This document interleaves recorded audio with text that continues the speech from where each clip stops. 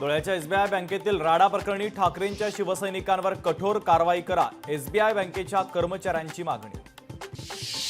Bharat Myanmar सीमेवर भूकंपाचे धक्के, 4.3 रिश्टर स्केल तीव्रतेचा भूकंप, अद्याप कोणतीही वित्तहानी किंवा जीवितहानी नाही।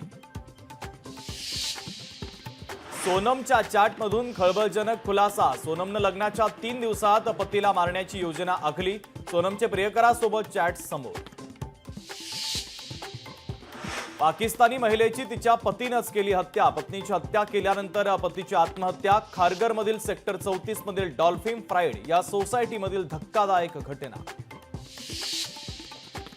धाराशिवमध्ये कृष्णा खोऱ्यातील महाराष्ट्राचे 79 टीएमसी पाणी वापराविना, प्रस्तावित प्रकल्प पूर्ण झाल्यानंतरही 39 टीएमसी पाणी शिल्लक, मराठवाड्यामध्ये पाणी आणण्याच्या हालचालींना वेग।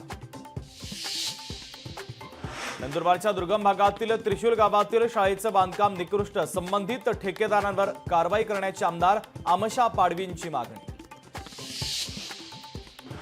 अहिल्यानगरच्या शनी शिंगणापूर मंदिर परिसरामध्ये मोबाईल वापरावर बंदी, मंदिर परिसरात फोटो व्हिडिओ काढण्यास मनाई, शनेश्वर देवस्थान ट्रस्टचा महत्त्वाचा निर्णय।